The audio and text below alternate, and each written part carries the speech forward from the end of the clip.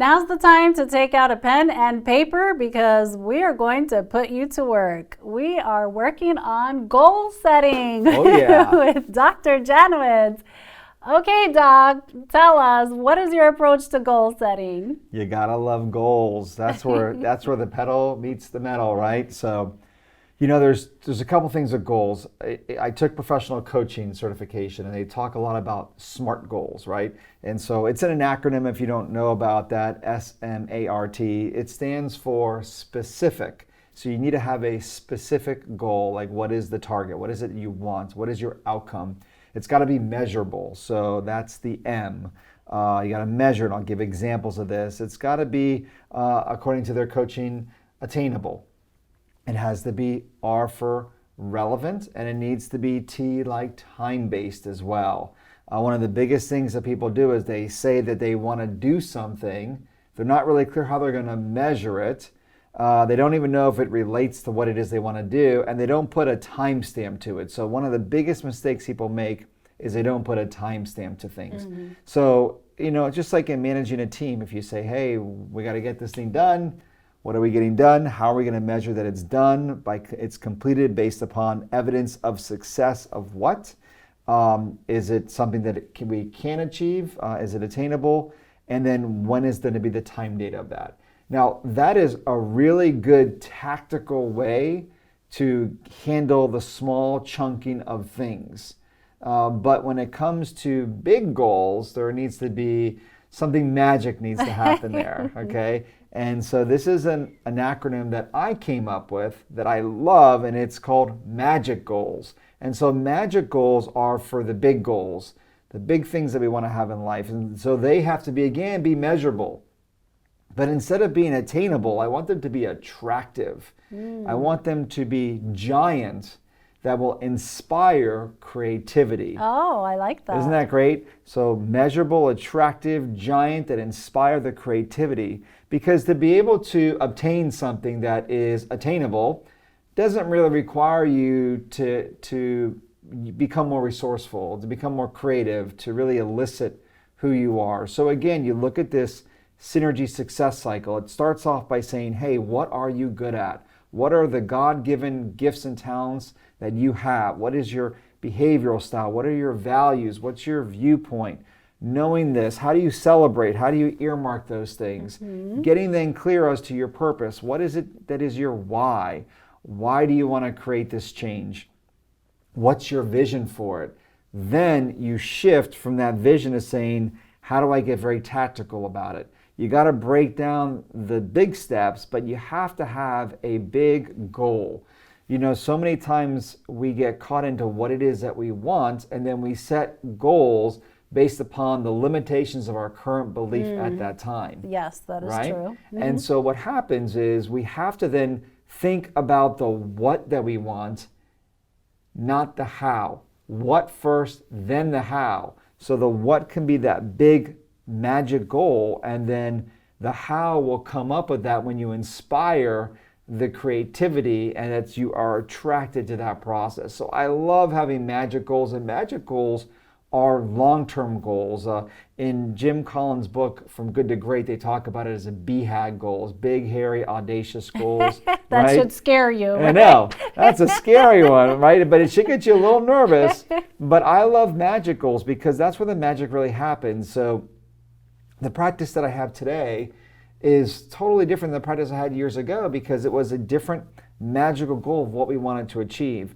Your health at what you have now, if you only set standards for your goals and your SMART goals of what you want for your health in the next short term, well, you're going to base it upon the limiting beliefs and go, well, I can do that or I can't do that. So that'll be the SMART goals.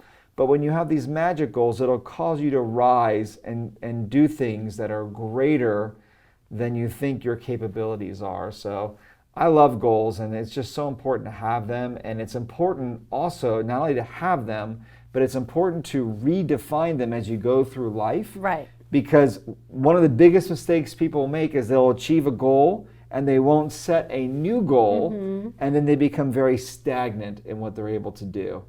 So setting new goals, revisiting them. Again, if you treated your life essentially almost like a corporation or a business, a small business where you have to have a quarterly review or an annual review, making sure you're taking a day for yourself or half a day where you can sit down and find an inspiring place for you that invigorates you, where you can reflect, you can see your wins, you can then see your vision for what you want, and then create magic goals, 1 to 2 of them a quarter, and then having it broken down by SMART goals.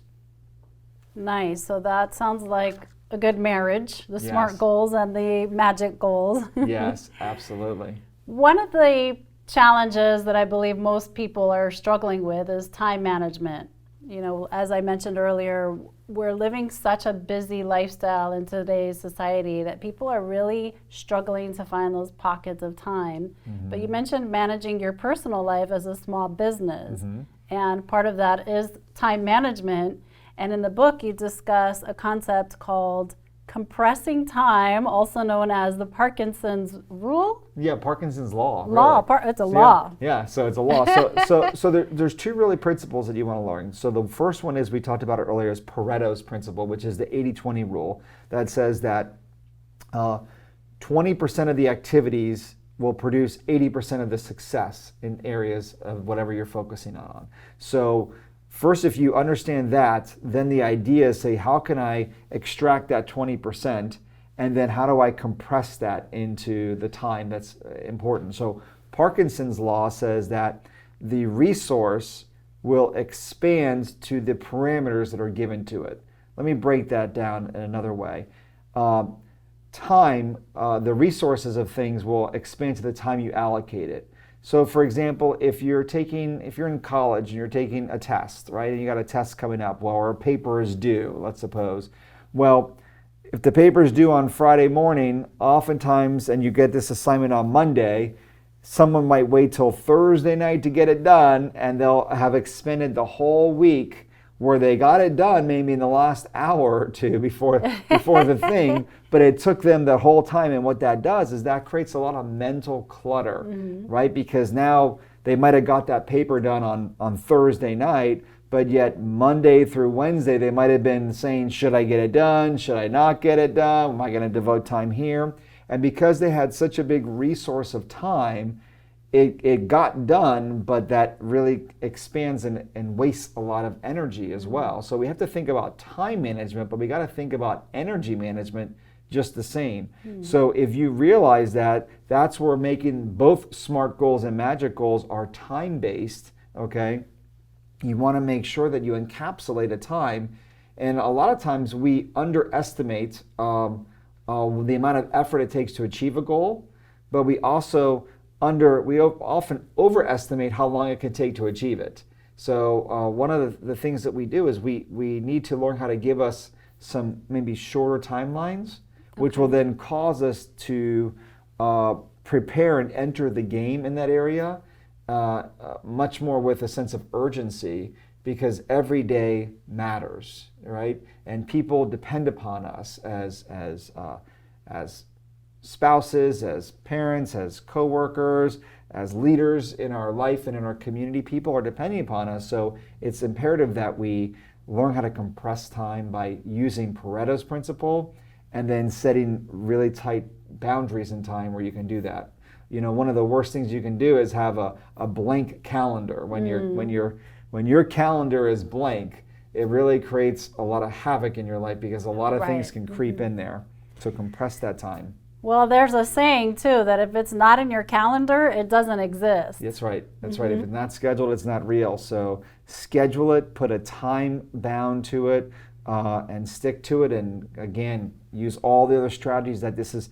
If you notice, this is essentially like a course where everything builds up on the next. I'm taking an investment course right now. I want to learn how to manage money even better. So I committed to the course and create a vision for what it is I want to do and promises, and each of these concepts build onto another. Well, each of these aspects of the synergy success cycle build on one another to be able to achieve your best health and your best life ever. Excellent. Yeah. You also discuss the 10-time rule in your book. Oh, yeah. How does the 10-time rule come into play? Yeah, so, well, I want to give a shout out to my friend Grant Cardone. Great inspiring book for me, a pivotal book for me. He's kind of a mentor in some ways. And so the 10X rule says that most people underestimate the goals of what they want to do, and they underestimate the amount of effort that it takes. So a lot of times I would encourage you to set your goal 10 times greater, which is what he teaches, than what you think. So if you think you want to have success in your life, and arbitrarily, let's talk about, I want to be a millionaire. Okay, well, what if you said, I want to be a decamillionaire, I want to earn $10 million? Well, that's a bigger goal, which will require a bigger strategy, a bigger why, and it'll cause you to become more resourceful. So we need to make our goals bigger than what we want to achieve. Like if you want to get good at running 5Ks, then set a goal to run marathons, and the 5K will become easier, right? Because even if you set a goal that's 10 times bigger than what you wanted to originally achieve, and let's suppose you only got 5 times bigger, well, you still got a 500% increase than what your original goal was. So you need to make sure that you are making your goals bigger, okay, in regards to health or other areas of your life. And then also realize and appreciate you have to take action, and action at greater levels than what you think you had to do. And if you do those two things, according to Grant's philosophy, and I certainly believe it, you'll really break through your goals. Nice. So now take a breath. I know that was a lot. I get excited about this. Don't get overwhelmed, because the next concept is going to help make all of this easier. And that's the concept of compounding and leveraging. Leveraging is one of my favorite concepts. Tell us how somebody can leverage and compound their personal knowledge and experiences. Absolutely. So yes, I mean, oftentimes when the first thing someone can do is they can set up a magic goal and go, oh my God, how am I going to do this, right? Yes. And so the leaders that I've really studied over my life that have achieved long-term success, not just like, shoot up there and it goes away, are people that have played the long game. And just like, you talk to any financial advisor, like I told you, I'm studying it now, it's the power of compounding interest.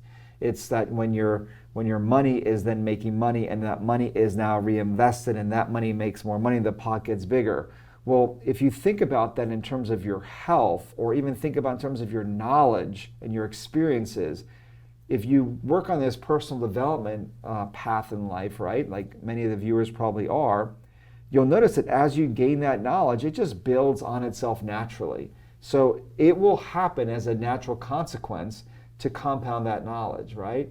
And then there's, of course, ways to leverage your time too. So, I always ask myself, how can I do one thing that can improve the quality of my life, combine it with another thing to multiply the effect? So, I mean, a simple example is, how can I exercise while reading or listening to a podcast of something that inspires me?